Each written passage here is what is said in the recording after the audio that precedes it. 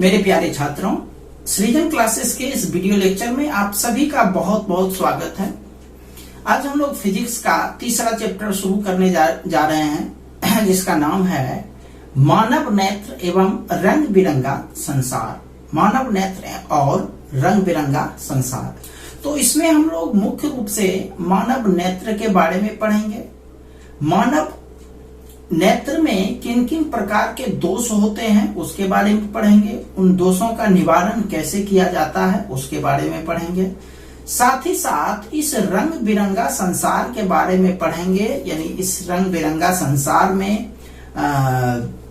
जो रंग से संबंधित, वर्ण से संबंधित घटनाएं होती है, जैसे इंद्रधनुष, जैसे वर्ण के बारे में विभिन्न प्रकार के रंगों को मिलाने पर, दो रंगों को मिलाने पर कौन कौन सा रंग बनता है, इन सब चीजों के बारे में हम लोग इस चैप्टर में पढ़ने जा रहे हैं। ठीक है, तो सबसे पहले आज मैं आप लोगों को मानव नेत्र के बारे में बता रहा हूं। मानव नेत्र पर कुछ एक्सप्लेन कर रहा हूं। तो आप जानते हैं कि मानव जो नेत्र होता है वह हमारे लिए कितना बहुमूल्य होता है। मानव नेत्र हमारे महत्वपूर्ण ज्ञानेंद्रियों में से एक है। आप जानते हैं हमारे 5 ज्ञानेंद्रियां हैं। हालांकि छठा ज्ञानेंद्रियां, सिक्स्थ सेंस कहा जाता है, वो एक अलग चीज है, लेकिन हमारी मुख्य रूप से 5 ज्ञानेंद्रियां मानी जाती है, जिसमें से एक नेत्र भी आता है। नेत्र का आप सबसे ऊपरी हिस्सा जो बिल्कुल एक, यदि पूरा निकाल दिया जाए तो एक गोले के समान होगा, लेकिन यह जो है आपको कुछ हिस्सा ही दिखता है। तो इस गोले के, यानी इस गोलीय हमारे जो नेत्र होते हैं उसमें क्या क्या चीज मौजूद होता है, किन किन चीजों के कौन कौन से कार्य होते हैं, उसके बारे में हम लोग आज पढ़ने जा रहे हैं। तो आप लोग जानते हैं कि हम लोग जब कभी रोते हैं तो आंख से आंसू भी गिरता है।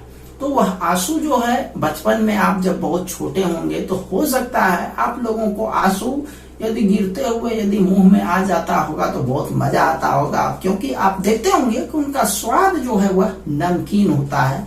तो हमारे नेत्र में वो जो आंसू बनता है वो किस द्रव्य के कारण बनता है? मानव नेत्र में किसी चीज को बड़ा देखने के लिए या फिर एक जैसा जिस आकार का वस्तु है उसको देखने के लिए एक लेंस की आवश्यकता होती है। तो हमारे मानव नेत्र में भी एक बहुत ही महत्वपूर्ण लेंस होता है, जिसके कारण हम किसी वस्तु को देख पाते हैं। तो हमारे मानव का जो नेत्र होता है वह एक उत्तल लेंस होता है। हम लोग जब किसी वस्तु को देखते हैं तो उसी उत्तल लेंस के मदद से देखते हैं।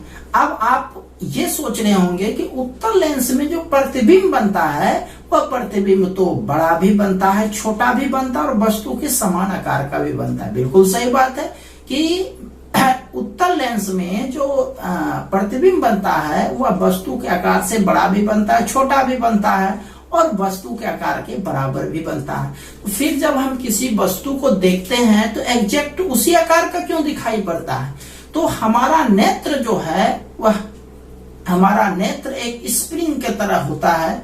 उसको हम दबाते हैं तो वह दबा रहता है, फिर उसको छोड़ते हैं तो वह ऊपर की तरफ उठ जाता है। तो यानी एक तरह से प्रत्यास्थता का गुण उस लेंस के अंदर होता है। तो उस लेंस को दबाने का जो काम करता है वह हमारी सिलियरी मांसपेशियां करती है। तो हमारी सिलियरी मांसपेशियां क्या करती है कि उस लेंस को उतना ही दबाती है कि उससे हम लोग किसी वस्तु को अच्छे तरीके से, मतलब जिस आकार का वस्तु है उस तरीके के हम लोग देख सकते हैं आसानी से, और उतना बड़ा ही प्रतिबिंब हमारे मानव नेत्र के रेटिना पर बनता है। तो प्रतिबिंब यदि सिलियरी मांसपेशी जो है, यदि वह ठीक नहीं हो, बुढ़ापे के कारण सिलियरी मांसपेशी यदि कमजोर हो जाए तो हम किसी वस्तु को देखने में हम लोगों को परेशानी होती है। हम लोग किसी वस्तु को उस आकार में, उस रूप में आसानी से नहीं देख पाते हैं जिस रूप में वो होता है। तो उसके लिए हमको यह भी आवश्यक है कि हमारा नेत्र का लेंस जो होना चाहिए वह भी अंदर से भी साफ होना चाहिए, ताकि हमारा जो प्रतिबिंब बने वह रेटिना पर अच्छे तरीके से बने। तो उसके लिए भी हमारे नेत्र में एक द्रव बना होता है जो एक तरह से नेत्र लेंस को साफ करने का काम करता है। वो होता है एक द्रव, काचाभ द्रव जिसको बोलते हैं। तो हम लोग, हमारे रेटिना पर जो प्रतिबिंब बनता है, यदि हम किसी वस्तु को देखते हैं तो जो प्रतिबिंब बनता है वो उल्टा बनता है, लेकिन ये जो आप देख रहे हो ये दृक् तंत्रिका, दृक् तंत्रिका का संबंध हमारे मस्तिष्क से होता है। तो मस्तिष्क उस चीज को, उल्टे चीज को सीधे देखने का आभास कराता है। इस मस्तिष्क के कारण ही हम किसी वस्तु को, जिस भले बनता है प्रतिबिंब उल्टा, लेकिन हम लोग उसको कैसा देखते हैं, सीधा देखते हैं। तो अब चलते हैं मानव नेत्र के विभिन्न भाग पर जरा सा डिस्कस करते हैं। एक चीज आप ये देखे होंगे, ये जो नेत्र का सबसे ऊपरी हिस्सा होता है उसको यदि आप छूने का प्रयास कीजिएगा, इस तरह से आंख को इस तरह से हटा करके, ये जो सफेद टाइप का है, ये थोड़ा सा कड़ा होता है, सबसे ऊपरी परत कड़ा होता है। इसको स्केलेट या फिर दृढ़ पटल कहते हैं, यह बहुत ही कड़ा होता है। अब मानव नेत्र में एक काला आकार का बिल्कुल बीचों बीच जो काला दिखाई दे रहा है, उसके बीचों बीच एक बिंदु होता है, उसको हम लोग पुतली कहते हैं। क्या कहते हैं? पुतली, पुपिल। आप देखते होंगे किसी मनुष्य का नेत्र जो है एक अलग ही क्वालिटी का नजर आएगा, नीला नजर आएगा, लाल नजर आएगा, पीला नजर आएगा। तो ये जो अलग अलग रंग का क्वालिटी होता है, मानव नेत्र जो दिखता है अलग अलग रंग में, वह आइरिस के कारण होता है। तो अब हम लोग जो जो यहाँ पर पार्ट लिखे उस पर थोड़ा सा एक्सप्लेन करते हैं। जैसे देखिए, सबसे पहले यहाँ पर है दृढ़ पटल। ये सबसे ऊपरी हिस्सा है हमारा दृढ़ पटल। नेत्र का जो सबसे ऊपरी हिस्सा है वह क्या है? दृढ़ पटल है। उसके बाद आते हैं, ये देखो एक परत तो सबसे ऊपर है, उसके नीचे ब्लैक कलर का, ब्लैक आकार में कलर किया हुआ है, ये दूसरा परत है नेत्र का। इसको हम लोग बोलते हैं रक्तक पटल। क्या बोलते हैं? रक्तक पटल। उसके बाद तीसरा परत पर आते हैं। यहीं पर जो है, जब हम लोग किसी वस्तु को देखते हैं तो उसका प्रतिबिंब यहाँ पर बनता है, इसको हम लोग रेटिना या फिर दृढ़ पटल कहते हैं। चलिए आते हैं आगे। ये आप देख रहे हो लेंस, तो आप लोग पढ़े ही हो, तो लेंस ये आप देख करके पता कर सकते हो, समझ सकते हो कौन सा लेंस है। यह लेंस है उत्तल लेंस। कौन सा लेंस है?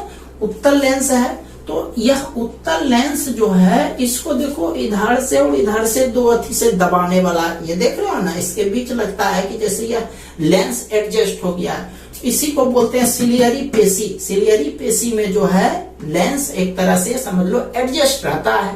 तो आवश्यकता अनुसार यदि अंधेरा कमरा में जाता है तो हमको देखने के लिए अधिक रोशनी की आवश्यकता होती है, तो सिलियरी पेशी जो है थोड़ा सा और जो है वह दूर चला जाता है। यानी आवश्यकता अनुसार जहां पर नेत्र को जिस चीज को देखने की आवश्यकता होती है, उस हिसाब से सिलियरी पेशी जो है इसको एडजस्ट करती है हमारे नेत्र को। और हम जानते हैं कि नेत्र को यदि दबाएंगे तो उसका फोकस दूरी कम होगा, नेत्र को यदि हम लोग ढीला छोड़ देंगे तो उसका फोकस दूरी बड़ा हो जाएगा। यह काम जो है सिलियरी पेशी का है। यानी हमारे शरीर में यदि हम लोग नेत्र की फोकस दूरी को बढ़ा हुआ या घटा हुआ पाते हैं तो उसका मुख्य वजह है सिलियरी पेशी, जिसको हम लोग पक्षमाभी पेशी भी कहते हैं। तो ये हो गया सिलियरी पेशी। उसके बाद चलते हैं नेक्स्ट पॉइंट पर, नेत्रोद।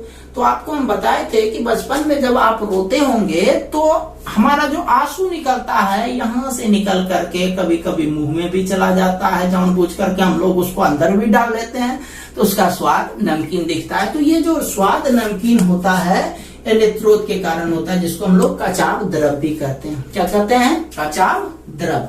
तो ये हो गया आपका कचाव द्रव, जिसके कारण जो है आंसू बनता है। पुतली, यहाँ पर ब्लैक आकृति होता है, उसमें एक छेद होता है तो उसको पुतली कहते हैं।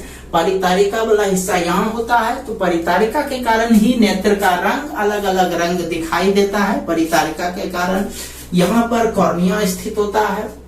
उसके अलावा नेत्र के पीछे जो है, नेत्र के पीछे एक लिक्विड भरा रहता है, उस लिक्विड का कांटेक्ट इस लेंस से होता है, तो इस लिक्विड को हम लोग बोलते हैं कचाव द्रव या VH, vitreous humour. Vitreous humour. यहाँ पर भी एक बिंदु होता है जहां पर कोई प्रतिबिंब नहीं बनता है, इसका नाम होता है अंध बिंदु। कौन सा बिंदु? अंध बिंदु। तो ये था उसी तरह से दृक् तंत्रिका। इस तंत्रिका का संबंध डायरेक्ट हमारे मस्तिष्क के होता है। हम इसी तंत्रिका के कारण किसी वस्तु को जब देखने का आभास पाते हैं, वह क्योंकि इसका कनेक्शन हमारे दिमाग से होता है। जब भी हम किसी वस्तु को देखते हैं, मान लिया आज हमसे 5 मीटर की दूरी पर स्थित कोई वस्तु हम जा रहे हैं और उस वस्तु पर नजर पड़ गया तो तुरंत जो है दृक् तंत्रिका दिमाग तक इस बात को सूचना देगा कि आगे में कोई वस्तु पड़ा हुआ है, इसीलिए हम लोग कोशिश क्या करेंगे, वहां उस सीधा में ले जा करके अपना रास्ता वहां से मोड़ देंगे ताकि हम लोगों को कोई चोट नहीं लगे। तो ये दृक् तंत्रिका का काम हुआ कि नेत्र के कनेक्शन को, नेत्र के अंदर जो इमेज बनता है, प्रतिबिंब बनता है, उसको दिमाग से, मस्तिष्क से कंडक्ट करना। ठीक है, तो ये था आज नेत्र लेंस के बारे में, उसके प्रत्येक हिस्से के बारे में विवरण। ठीक है, तो कल हम लोग इसके विभिन्न भागों पर, विभिन्न भाग क्या होता है उसका नोट्स हम कल आप लोगों को लिखा देंगे अलग अलग अथी के बारे में। आज हमने सारी चीजों पर केवल डिस्कस किया। ठीक है, तो इसको एक बार अच्छे से देख लीजिएगा।